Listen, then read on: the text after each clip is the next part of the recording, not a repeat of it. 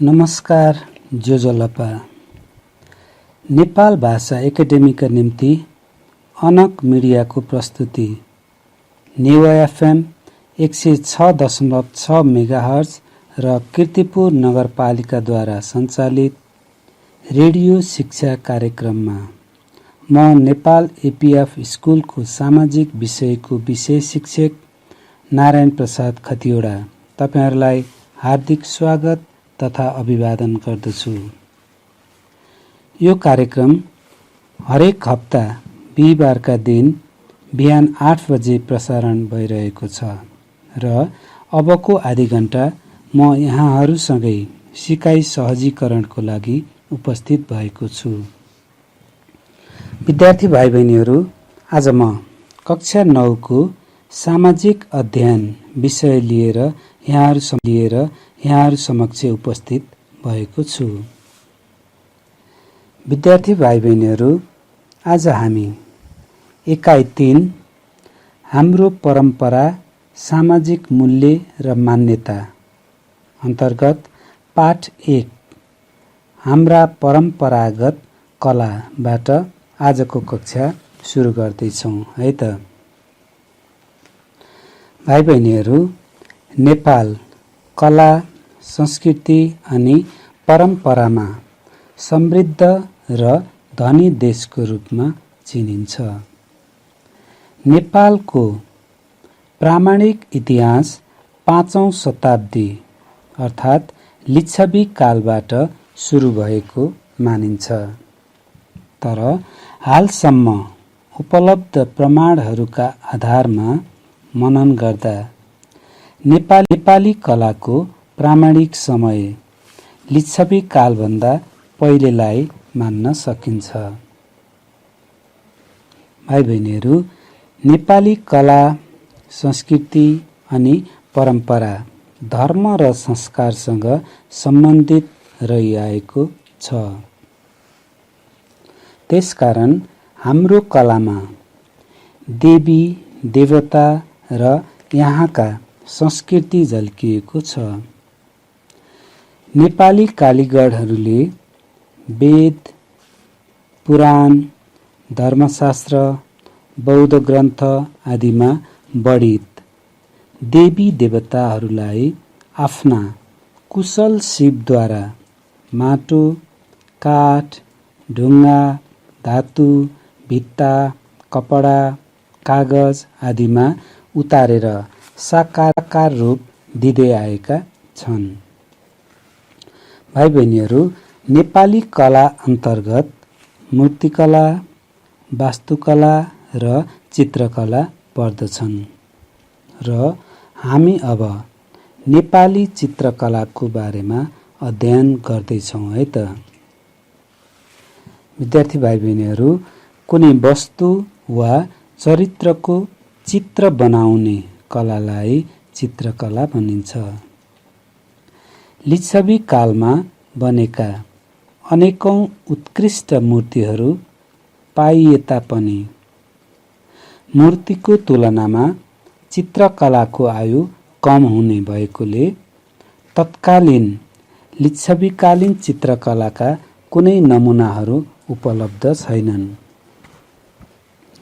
चित्रकलाको काम साधारणतया कागज, कपडा, ताडपत्र, घर, बिहार, मन्दिर आदिका भित्ताहरू जस्ता नरम सतहमाथि गरिन्छ। त्यसकारण पनि लिच्छवीकालीन चित्रकलाका नमुनाहरू नष्ट भएका हुन सक्छन्। लिच्छवी कालमा बनेका उत्कृष्ट मूर्तिहरूलाई दृष्टिगत गर्दा त्यसबेला मूर्तिकला सरह चित्रकलाको पनि विकास भएको अनुमान गर्न सकिन्छ। विद्यार्थी भाइ बहिनीहरु, नेपाली चित्रकला मूलतः धार्मिक दृष्टिकोणबाट प्रभावित भई चित्रकलाको विकास भएको पाइन्छ। हाम्रो परम्परा, रीतिरिवाज, संस्कृति, जस्ता कुराहरूको झलक चित्रकलामा पाइन्छ। भनिन्छ, 1000 शब्दहरूको वर्णन गर्न एउटा चित्र नै काफी हुन्छ। त्यसकारण भाइ बहिनीहरू, चित्रकलाले हाम्रो समग्र संस्कृति, वेशभूषा, रहनसहन, इतिहास, जीवनस्तर तथा हाम्रो व्यवहारको प्रदर्शन र प्रतिनिधित्व गरिरहेको हुन्छ। त्यस्तै हाम्रो चित्रकलामा तान्त्रिक ज्ञान अर्थात् तान्त्रिक विद्याले महत्त्वपूर्ण स्थान ओगटेको पाइन्छ र चित्रकलाको उद्देश्य चित्रकारको स्वतन्त्र अभिव्यक्ति भन्दा पनि धार्मिक उद्देश्य प्राप्तिको लागि थियो भन्ने बुझिन्छ। विद्यार्थी भाइ बहिनीहरू, नेपाली चित्रकलालाई सामान्यतया 3 प्रकारमा बाँडेर अध्ययन गर्न सकिन्छ। 1 नम्बर ग्रन्थचित्र अर्थात् बुक पेन्टिङ। 2 नम्बर पौभा चित्र अर्थात् स्क्रोल पेन्टिङ। 3 नम्बर भित्ते चित्र अर्थात् वाल पेन्टिङ। भाइ बहिनीहरू, अब हामी ग्रन्थचित्रको बारेमा अध्ययन गरौँ है त। भाइ बहिनीहरू, ग्रन्थशास्त्रको कथा वा विषयवस्तुमा आधारित चित्र बनाउनुलाई ग्रन्थचित्र भनिन्छ। ग्रन्थचित्रमा कलाकारले अर्थात् चित्रकारले विषयवस्तुको आधारमा रङ तथा गरगहनाहरू, कपडा र मुखको हावभाव मिलाएर चित्र कोर्दछन्। कागजको आविष्कार हुनुभन्दा पहिले ताम्रपत्र अर्थात् तामाको पाताहरू, ताडपत्र र भोजपत्र। विद्यार्थी भाइ बहिनीहरू, ताडपत्र र भोजपत्र भन्नाले यो रुखका पातहरू हुन्। ताडपत्र ताडका रुखका पातहरू र भोजपत्र भन्नाले भोज रुखको पातहरूमा ग्रन्थचित्रहरू कोरिन्थे र त्यस्ता ग्रन्थमा लेख्न बाँसको कलम प्रयोग गरिन्थ्यो भने रङ लगाउनको लागि चराको प्वाँख वा चराका रौँहरूबाट गरिन्थ्यो। विद्यार्थी भाइ बहिनीहरू, नेपाली चित्रकलाको सन्दर्भमा सबैभन्दा पुरानो चित्रका रूपमा ग्रन्थचित्र रहेको छ।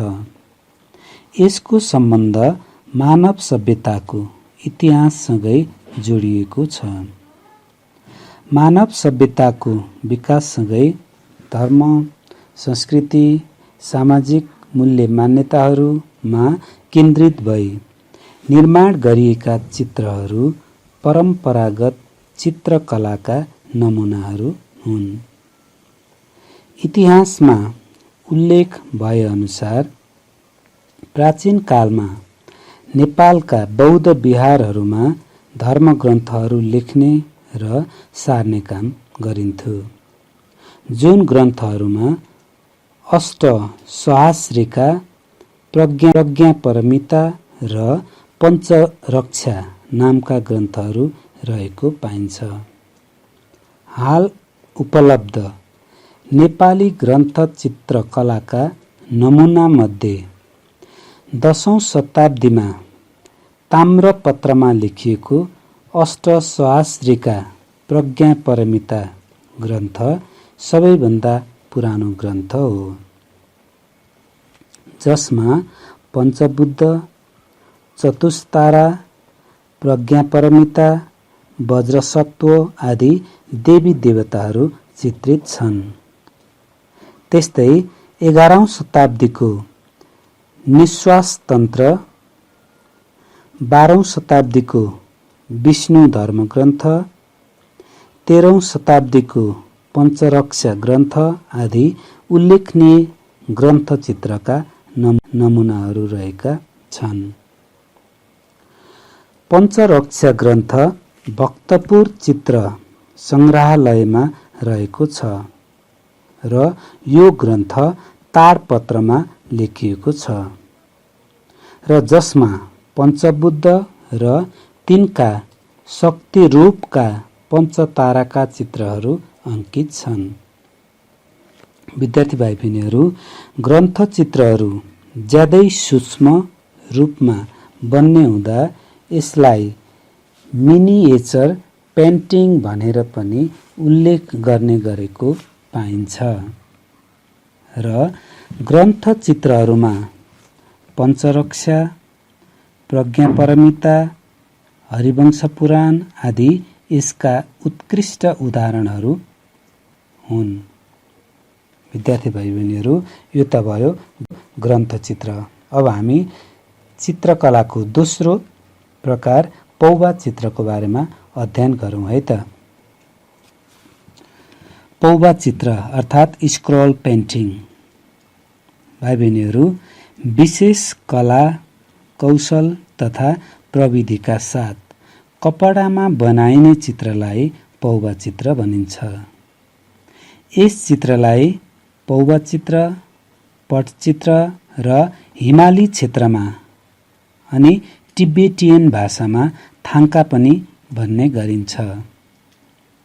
बौद्ध धर्मका महायान सम्प्रदायमा कुनै पनि धार्मिक अनुष्ठान गर्दा पौभा चित्र लेख्न लगाउने चलन छ।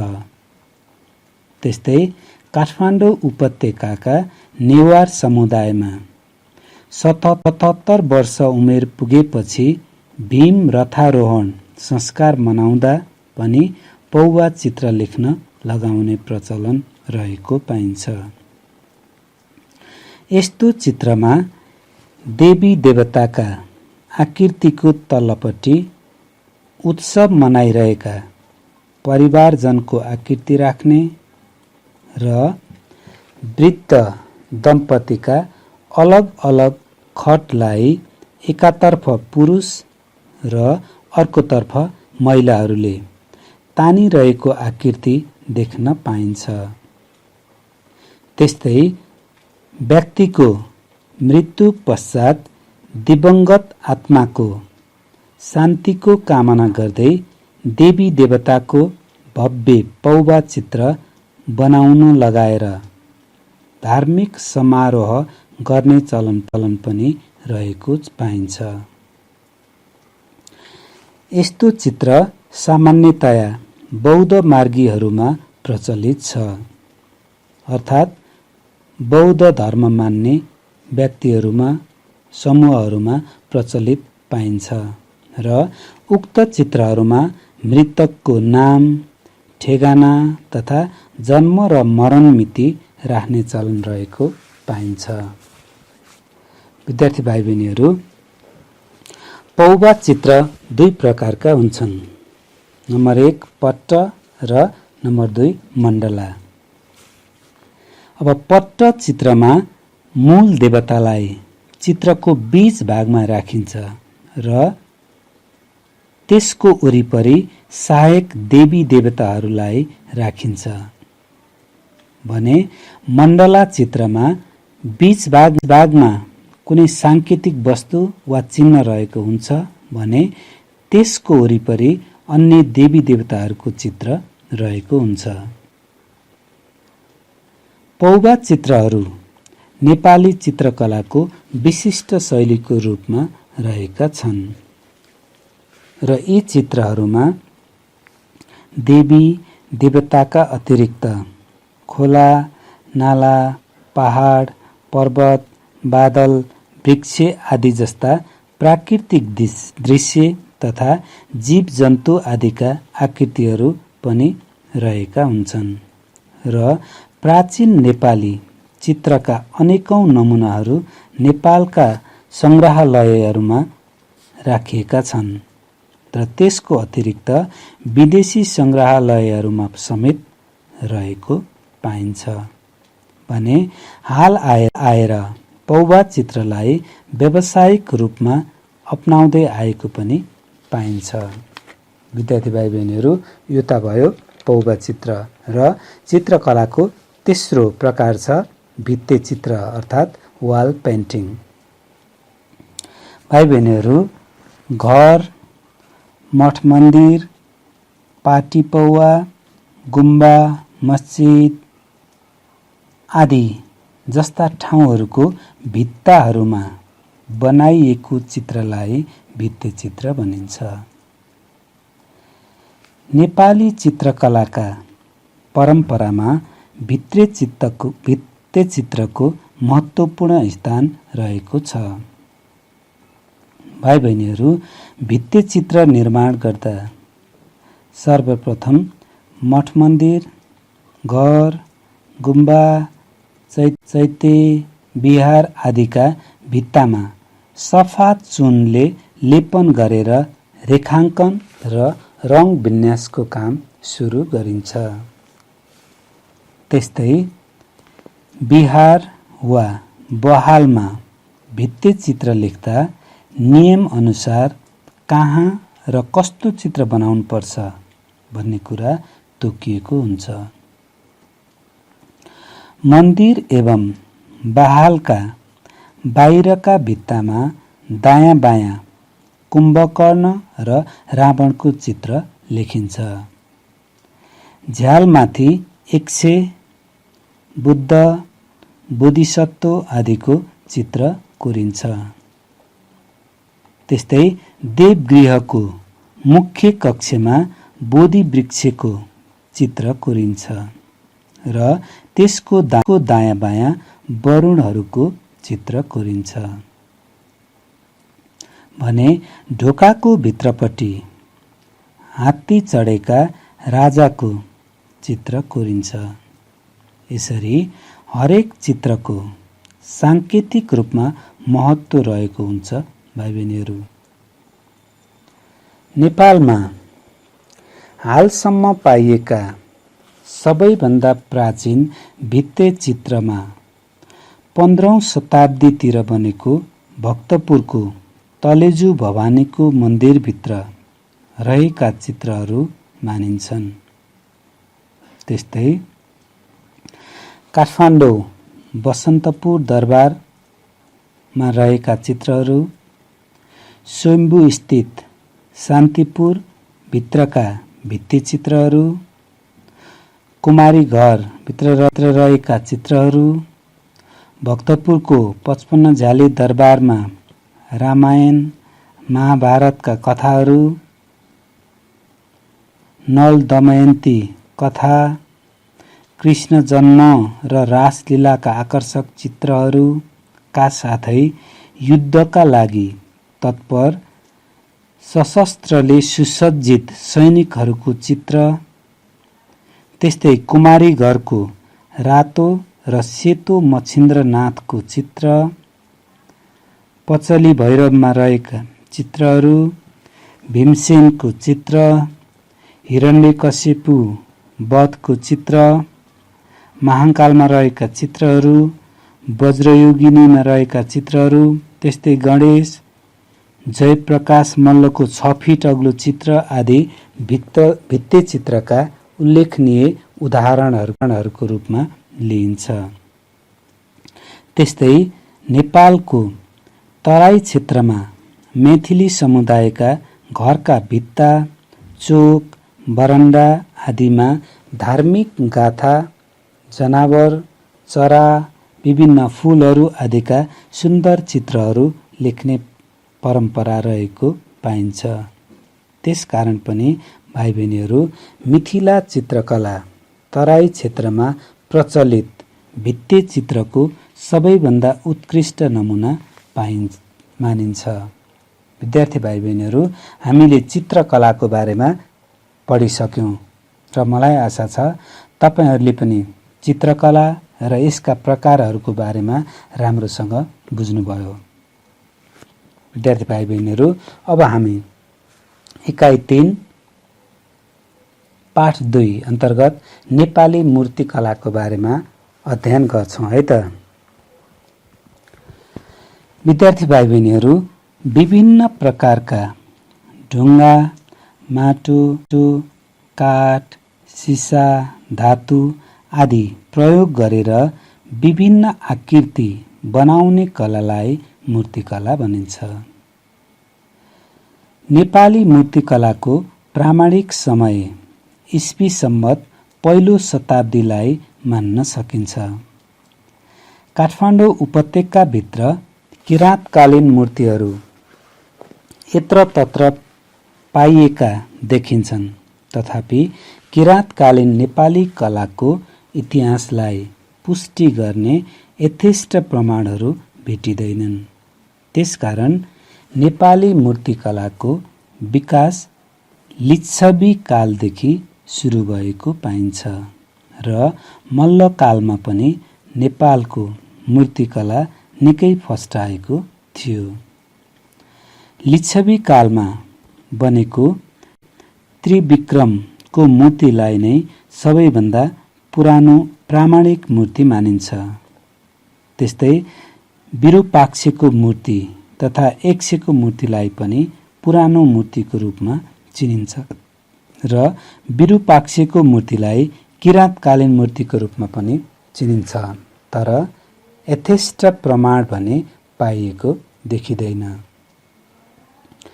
लिच्छवी कालमा बनेका ढुङ्गाका अनेकौं प्रामाणिक मूर्तिहरू उपलब्ध छन्। यस कालमा नेपाली मूर्तिकलाको राम्रो विकास भएको थियो, जसको प्रभाव चीन र तिब्बतसम्म पुगेको थियो भन्ने इतिहास हामी सामु प्रष्ट छ। जस्तो कि नेपालको महान मूर्तिकार कलाकार अरनिको अर्थात् बलबाउले 80 जना कालीगढहरू लिएर चीन गएका थिए र त्यहाँ उनले आफ्नो वास्तुकला प्रदर्शन गरेका थिए। उनले बनाएको व्हाइट प्यागोडा हालसम्म पनि चीनमा देख्न सकिन्छ। भाइ बहिनीहरू, लाजिमपाट र पशुपति तिलगङ्गामा पाइएका त्रिविक्रम अर्थात् विष्णु विक्रान्तका मूर्तिहरू, बुढा नीलकण्ठको जलाशयन गरेका विष्णु, चाँगुको गरुड नारायण, ढोका बहालको चैत्य आदि मूर्तिलाई लिच्छवीकालीन प्रस्तर मूर्ति कलाका उत्कृष्ट उदाहरणका रूपमा लिन सकिन्छ। त्यस्तै पलाञ्चोक भगवती, धुम्बाराईको वराह अवतार, फर्पिङको महिषासुर मर्दिनी, चाँगु नारायण स्थित विश्व विराट, हनुमान ढोकाभित्रको कालीय दमन आदि मूर्तिहरू लिच्छवीकालीन सुन्दर मूर्तिका रूपमा चिनिन्छ। भाइ बहिनीहरू, लिच्छवी कालमा राम्रो विकास भएको मूर्तिकला मल्लकालमा चरम उत्कर्षमा पुगेको थियो, अर्थात् मल्लकालमा पनि मूर्तिकलाको धेरै राम्रो विकास भएको पाइन्छ। मल्लकालमा धातु, ढुङ्गा, काठ आदिबाट बनेका गणेशका मूर्ति, शिवका मूर्ति, विष्णुका मूर्ति, बुद्ध, सरस्वती, लक्ष्मी आदिका मूर्ति अझै पनि प्रशस्त देख्न सकिन्छ। त्यस्तै भक्तपुरको विष्णुको मूर्ति, कीर्तिपुरको भैरवको मूर्ति, बनेपाको सूर्यनाथको मूर्ति, महाकालमा गरुडको मूर्ति, हनुमान ढोकाको नरसिंहको मूर्ति आदि मल्लकालीन मूर्तिकलाका उत्कृष्ट उदाहरणहरू मानिन्छ।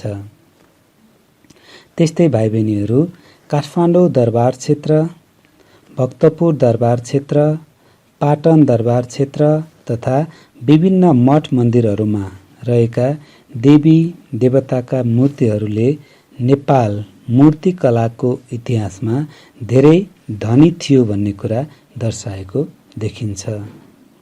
त्यसकारण भाइ बहिनीहरू, नेपालको कला, संस्कृति, कौशल जगेर्ना गर्नको लागि छुट्टै रूपमा ललित कला क्याम्पसको स्थापना भएको छ र यसको अलावा नेपाल कला संग्रहालय, Nepal association of fine arts NNAFA